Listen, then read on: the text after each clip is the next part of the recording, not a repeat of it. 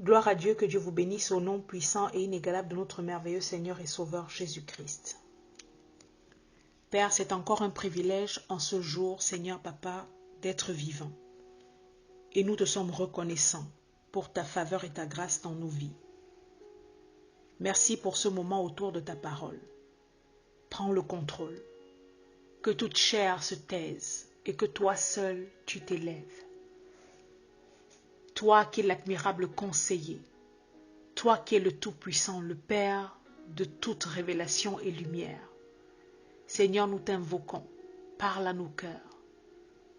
Seigneur Papa, parle à nos cœurs et que nos vies te rendent toute la gloire. Que nous ne soyons pas seulement des auditeurs oublieux qui se bornent à écouter ta parole, mais que vraiment, Seigneur, nous soyons libérés de cet esprit de religiosité. Seigneur Papa, que nous nous approchions de ton trône de grâce avec assurance. Merci pour ta faveur et ta grâce. Sois béni au nom de Jésus-Christ. Amen. Que Dieu vous bénisse, mes frères. La semaine dernière, nous avons commencé un passage qui se trouve dans le livre de 2 Rois. 2 Rois chapitre 5. Et aujourd'hui, par la grâce de Dieu, nous allons le poursuivre. 2 Rois chapitre 5, nous avions fait une longue lecture que nous ne reprendrons pas aujourd'hui pour gagner du temps. Nous allons juste prendre le passage à partir du verset 20. Je fais la lecture dans la Bible du Semeur. Nous sommes dans 2 Rois chapitre 5, verset 20. Je le rappelle pour ceux qui prennent le train en marche que nous sommes en train de parler du chapitre où Naaman le Syrien a reçu la guérison de la part de Dieu au travers de Élisée, le prophète. Si vous n'aviez pas encore écouté l'enseignement sur Naaman et sa guérison miraculeuse, je vous recommande le lien qui est placé dans la barre d'infos. Et je vous recommande également, pour une excellente compréhension de ce que nous sommes en train d'enseigner aujourd'hui, d'écouter la première partie. Que Dieu vous bénisse. Je fais la lecture.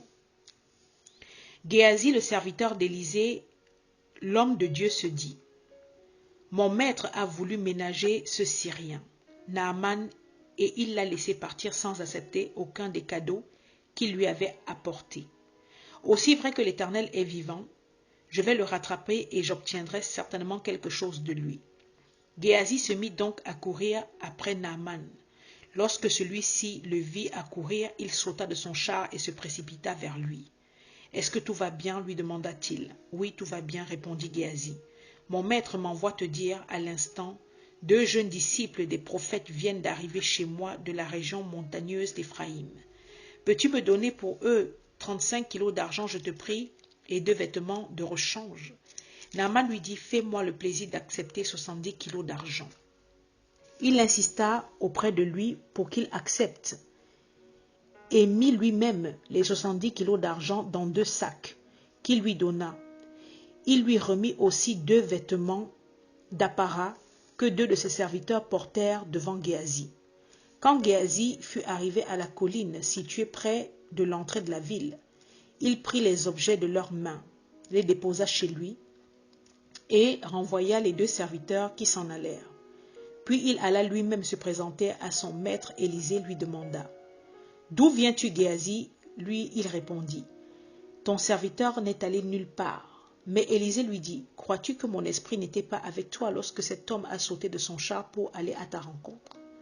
Penses-tu que c'est le moment de prendre de l'argent et d'acquérir des vêtements, puis des oliviers, des vignes, des brebis, des bœufs, des serviteurs et des servantes? Puisque tu as fait cela, la lèpre de Naaman s'attachera à toi et à tes descendants pour toujours. » Alors Géasi quitta Élisée atteint d'une lèpre blanche comme la neige. Que Dieu soit loué. Mes bien-aimés, nous sommes en train de parler cette semaine encore des Géasi. Géasi représentant plutôt les frères qui sont aujourd'hui parmi nous,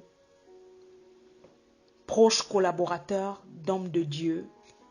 Il s'agit là des personnes qui ont vu et vécu les miracles que l'Éternel Dieu a pu faire au travers de la main des serviteurs de Dieu. Ce sont des personnes qui sont en train de profiter des enseignements dans la parole de Dieu pour grandir spirituellement, mais qui ont des problèmes encore de convoitise, qui sont encore des personnes attirées vraiment par les biens au détriment de la parole de Dieu. Géasi, comme nous l'avions dit la semaine dernière, a observé la scène qui se passe entre Naaman le Syrien et son maître Élisée. Et face à l'insistance de Naaman à donner à son maître les biens qu'il avait apportés, son maître Élisée refuse. Lui trouve que son maître a mal agi en n'acceptant pas les présents qui lui étaient proposés en guise de reconnaissance et de remerciement. Et donc, face à tous ces biens, je le réitère, il s'agit de 350 kilos d'argent, 70 kilos d'or et 10 vêtements de rechange. Face à tout cela, Géasi court derrière Naaman et lui, il s'en va demander pour des soi-disant personnes qui sont arrivées chez son maître Élisée 35 kilos d'argent et il reçoit de la part de Naaman 70, c'est-à-dire le double, et 2 vêtements de rechange. Géasi a vu les biens. Géasi s'est laissé séduire. Géasi s'est laissé tenter. Et la semaine dernière, nous avions parlé de l'amour de l'argent comme étant la racine de bien des maux qui jettent ceux qui se laissent posséder dans des tourments. Et c'est un dommage que à cause des biens matériels, à cause des biens périssables, à cause de la vanité, c'est un dommage de perdre son âme, de rompre la communion avec les frères, avec Dieu. C'est dommage de détourner nos regards des choses éternelles pour courir après la vanité de ce monde, pour courir après des choses qui ne sont pas éternelles, qui durent pour un temps. Faisons attention, mes frères. Gardons dans nos cœurs bien présent que la véritable bénédiction nous vient de Dieu et de Dieu seul. Élisée, en tant qu'homme de Dieu, qui marchait avec la révélation, avait refusé de prendre tout cet argent.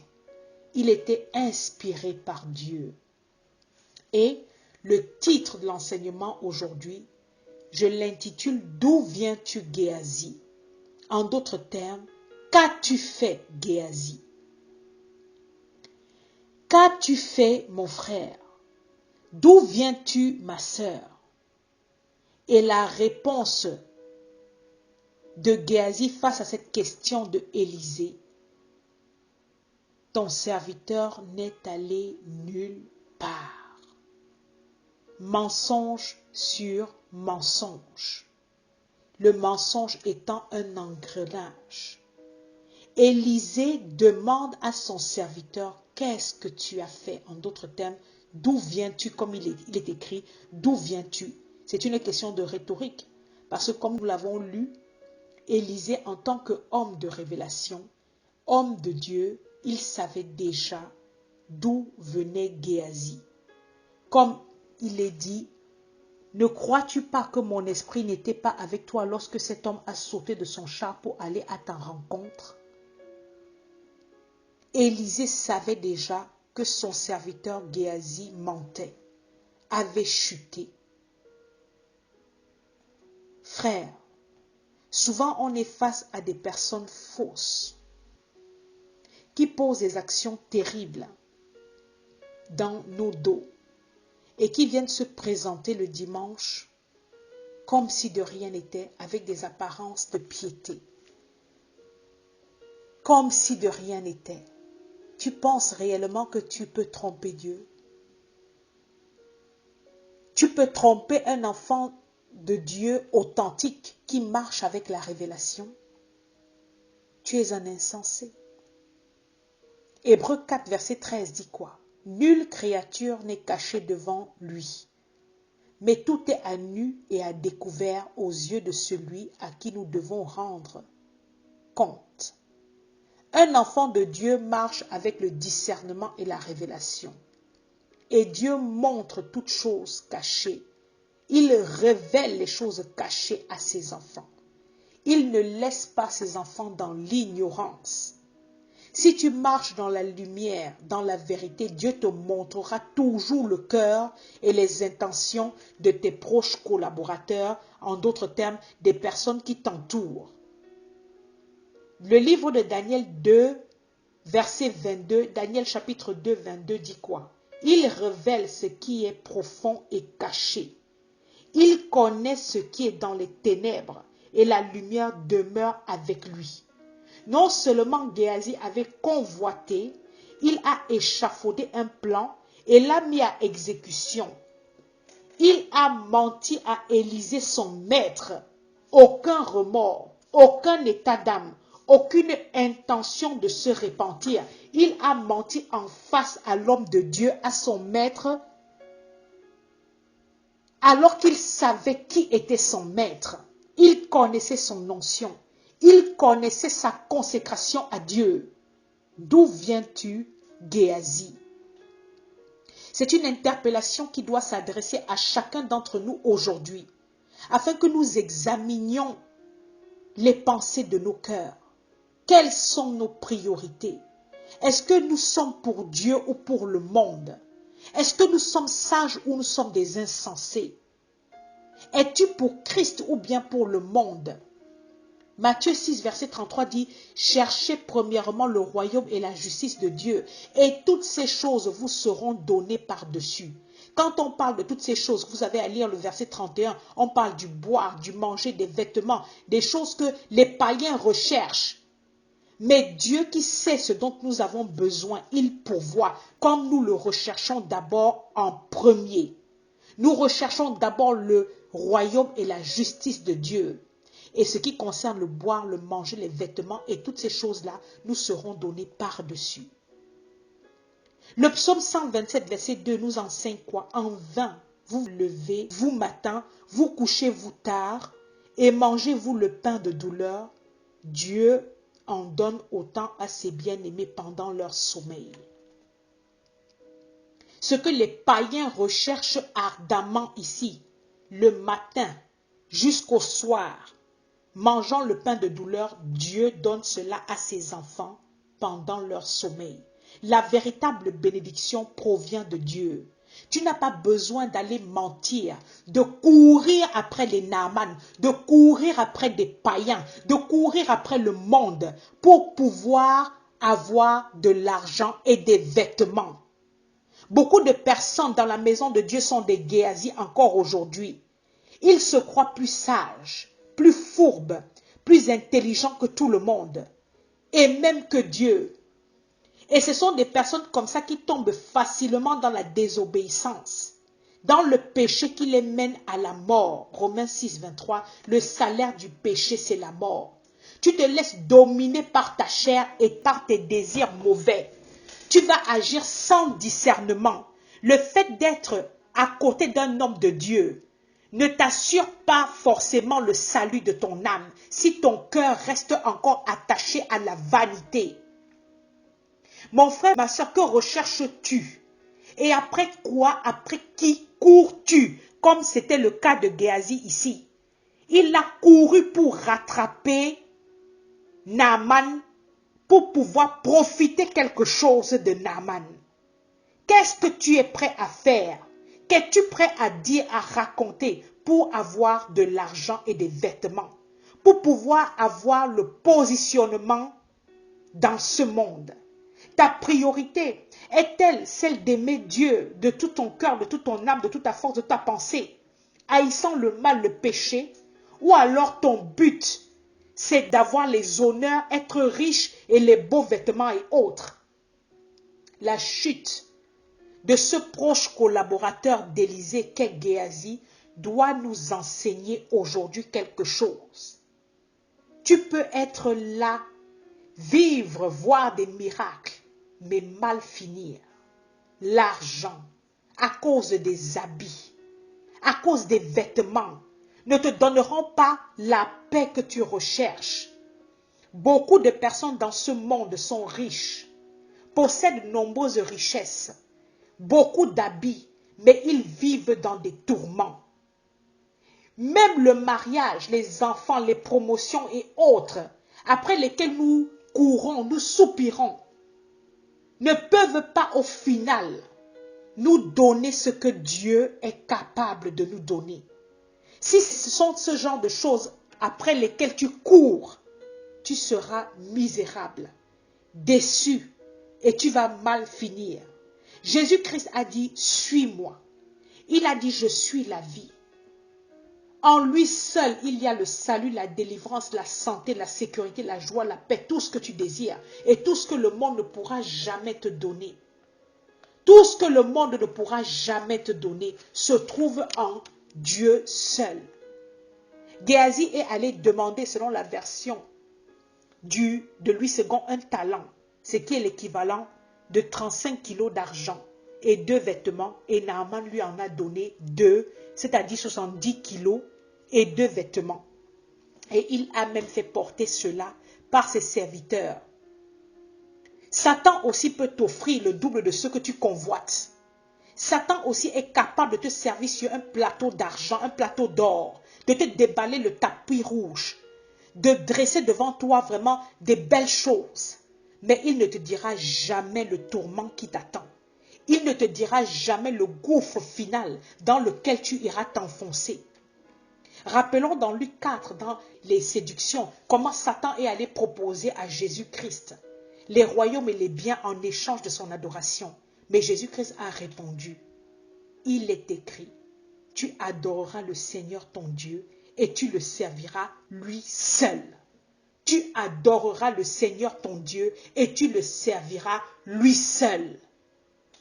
Satan ne te dira jamais quelle fin t'attend, mais au travers de la tentation de la séduction, tu vas miroiter. Tu vas miroiter les biens de ce monde, le positionnement. Nous avons le cas de Adam et Ève, lorsqu'ils ont été séduits. Géasi a couru après Naaman. Il a couru en d'autres termes après l'argent et les vêtements, laissant la grâce, laissant la communion, laissant la bénédiction. Et aujourd'hui, il a mal fini, non seulement lui, mais également sa génération. Comme Élisée a dit au verset 27, puisque tu as fait cela, la lèpre de Naaman s'attachera à toi et à tes descendants pour toujours. Le salaire du péché, c'est la mort. L'homme de Dieu n'a pas refusé pour refuser, mais il marchait avec la cohérence, il marchait avec la révélation de Dieu. Aujourd'hui, cet enseignement est encore une manière de nous interpeller en tant qu'enfants de Dieu. À suivre Dieu, non pour les avantages terrestres, comme beaucoup le font. Oui, beaucoup parmi nous sont dans la maison de Dieu pour être bénis. Et ils n'ont aucune intention d'aimer Dieu pour qui il est, de laisser Dieu transformer leur cœur. Ils n'ont aucune intention de servir Dieu, de changer de mentalité un jour. Beaucoup, rappelez-vous, dans le Nouveau Testament, suivaient Jésus-Christ pour les miracles, la nourriture, les guérisons et autres. Nous avons même Judas qui aimait l'argent plus que Jésus-Christ. Dans Luc 22, verset 3, il est dit, or Satan entra dans Judas surnommé l'Iscariote, qui était du nombre des 12. Et verset 4, il est dit, et Judas alla s'entendre avec les principaux sacrificateurs et les chefs des gardes sur la manière de le leur livrer. Comment tu pouvais livrer quelqu'un qui est là pour guérir, enseigner les gens? Comment tu pouvais livrer quelqu'un qui était là pour faire le bien? À cause de quoi? L'argent. Frères, pourquoi suivons-nous Dieu? Pour des avantages terrestres? Pour des avantages périssables? les personnes les plus misérables, si c'est le cas. Que chacun encore s'asseye et introspecte son cœur. Est-ce que nous sommes capables de dire que nous aimons vraiment Dieu pour qui il est et non pour ce qu'il fait? Nous devons aimer Dieu pour les choses non terrestres, non périssables, mais d'abord pour les choses spirituelles qui sont éternelles. Éternelles. Nous voyons des personnes qui remplissent les églises et les cellules de maison, qui harcèlent les pasteurs quand elles sont à la recherche de travail, recherche de mari, recherche de femme, quand elles ont des problèmes de santé ou autres. Mais une fois qu'elles obtiennent ce dont elles ont besoin, on ne les voit plus. Beaucoup de personnes sont comme ça. Jésus-Christ a dit dans Matthieu 4, verset 19, « Suivez-moi et je vous ferai pécheurs d'hommes. » Il n'a pas dit « Suivez-moi et je vais vous donner plein d'argent, plein de vêtements. » Parce que ce qui importe pour Dieu, c'est que nous soyons des personnes disposées à s'investir pour tirer les personnes des ténèbres, pour les amener à l'agréable lumière de Dieu. Que nous nous disposions à prêcher la vérité autour de nous, à amener les âmes qui sont perdues dans le droit chemin. Voilà ce que Dieu attend de nous. Jésus-Christ lui-même en Jean 8, verset 12, il dit « Je suis la lumière du monde. Celui qui me suit ne marchera pas dans les ténèbres, mais il aura la lumière de la vie. » Jésus-Christ est cette lumière qu'il nous confère. Les Géasis ne suivent pas la lumière. Les Géasis suivent l'argent et les vêtements et tombent dans les ténèbres de l'enfer et tombent dans la maladie, la lèpre, jetant ainsi la malédiction sur leur descendance. Personnellement, je préfère la sagesse qui est celle de suivre la lumière, qui est celle de suivre la vie, qui me donne ce pouvoir de ne plus jamais marcher dans les ténèbres. Il y a ceux qui veulent prendre un peu du monde, un peu de Dieu. Comme c'était aussi le cas de ce Géasi-là. Tu es à la fois serviteur d'Élisée, homme de Dieu, ça te confère une certaine bénédiction, une certaine protection spirituelle assurée. Et en privé, tu es plein aux as. Dans le dos de ton maître, tu vis comme un pacha. Tu as plein d'argent, des habits luxueux, comme Élisée développe ici, là, il demande, est-ce que tu penses que c'est le temps d'acquérir de l'argent, des vêtements, des oliviers, des vignes, des brebis, des bœufs et des serviteurs et des servantes? Il avait vu tout ce que Géasi comptait faire avec tout cet argent. Les oliviers, des bœufs, des serviteurs, des vignes et autres, des brebis. Ça, c'est être insensé. Car rien n'est caché devant Dieu. Allez méditer sur le psaume 138. Vous allez voir que Dieu sait toutes choses. Quand on s'assoit, quand on se lève, quand on se couche et autres. Quelle direction voulons-nous encore donner à nos vies aujourd'hui? Est-ce que nous voulons courir derrière Dieu ou bien courir derrière le monde? Josué a dit dans Josué 24, verset 15, « Moi et ma maison, nous servirons l'Éternel. » Est-ce que nous avons compris où se trouve notre véritable richesse? Géasi, c'est quelqu'un qui n'avait pas de projet spirituel. Son but était de se remplir les poches à tout prix. Il imaginait sans doute vivre une vie de richesse avec beaucoup d'habits luxueux et autres. Mais au contraire de cela, il est tombé dans le filet de l'oiseleur, dans le piège. N'oublions pas que si nous avons déjà des fonds qui convoitent, des fonds comme des Géasi, Satan saura nous donner le double de ce que nous convoitons pour bien perdre nos âmes. Beaucoup de personnes ne réfléchissent pas à leur avenir spirituel. Comment bâtir, construire leur relation avec Dieu. Ils ne pensent pas à mieux connaître Dieu. Comment faire pour être agréable à Dieu? Comment faire pour apporter sa contribution à l'édifice, à l'avancement du règne de Dieu ici-bas? Ils n'ont pas ces priorités-là. Tout passe en priorité sauf Dieu, parce qu'il n'y a pas réellement cet amour pour Dieu. On recherche Dieu pour la bénédiction. On recherche les hommes de Dieu pour l'onction, la bénédiction. On n'investit pas assez nos vies, la vie de nos familles, de nos enfants.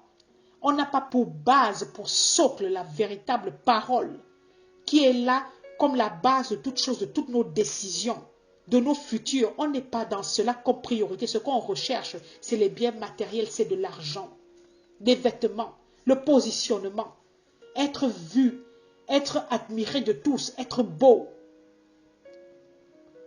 Voilà ce qui anime le cœur de beaucoup de personnes et qui animait le cœur de Géasi.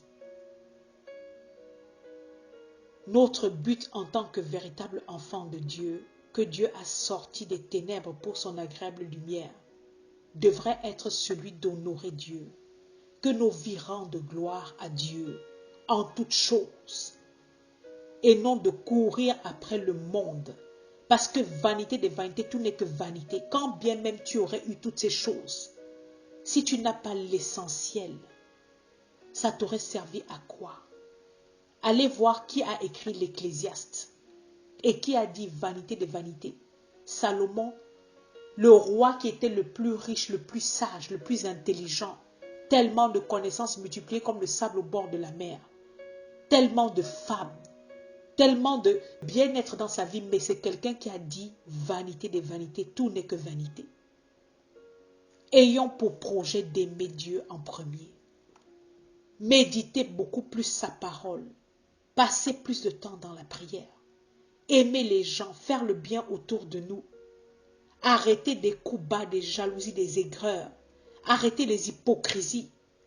Arrêtons de se détruire les uns les autres. Passons plus de temps à encourager, à évangéliser les gens autour de nous. Rappelons ce que Matthieu chapitre 6 verset 19 dit. Ne vous amassez pas des trésors sur la terre, où la teigne et la rouille détruisent, et où les voleurs percent et dérobent, mais amassez-vous des trésors dans le ciel, où la teigne et la rouille ne détruisent point, et où les voleurs ne percent ni ne dérobent, car là où est ton trésor, là aussi sera ton cœur. Là où est ton trésor, là aussi sera ton cœur. Où est ton cœur, mon frère, ma soeur? Le cœur de Géasi était dans le char, dans les caisses, dans les sacs d'argent de Naaman quand il partait sur son char. Il était perturbé tant qu'il n'avait pas obtenu quelque chose de Naaman. Il n'allait pas bien, il fallait qu'il possède cela. Se croyant plus sage, plus intelligent. Sache aujourd'hui que si tu as Jésus-Christ dans ton cœur, tu n'as pas besoin de courir derrière des gens, courir derrière des habits, courir derrière de l'argent, courir après des ci ou de ça, des positionnements. Parce que tu as le plus beau trésor en toi. Tu te comportes avec sagesse et humilité, obéissance. Tu marches dans la vérité, la droiture, la justice. Dieu qui connaît les projets qu'il a formés et fait pour toi ne va jamais t'abandonner, te délaisser. Tu n'auras pas à mendier ton pain. Tu ne verras pas ta postérité chercher à mendier également. Parce qu'il y a une bénédiction qui va s'attacher à ta vie. Tu restes attaché à l'authentique, à la véritable dépendance à Dieu. Tu fais confiance à Dieu. Dieu saura te donner le mari, la femme, les enfants dont tu as besoin. Tu n'as pas besoin de courir derrière les marabouts pour avoir des enfants. Tu n'as pas besoin de courir derrière les gris-gris pour avoir des promotions. Parce que tu vas mal finir. Tout ça, c'est la distraction. C'est l'appât du gain. C'est la séduction, c'est la convoitise qui mène à la perdition. Voilà maintenant qu'au lieu d'une vie de richesse, de pacha, de bien habillé ou autre, Géasi a perdu son âme et il a compromis l'avenir de sa descendance. Tout ça à cause des habits et de l'argent. Demeurons fidèles à Dieu et il pourvoira à toutes choses. Rappelons Matthieu 24, 35, le ciel et la terre passeront, mais mes paroles ne passeront point. Que Dieu nous fasse grâce. Que Dieu vous bénisse au nom puissant et inégalable de notre merveilleux Seigneur et Sauveur Jésus-Christ. Amen.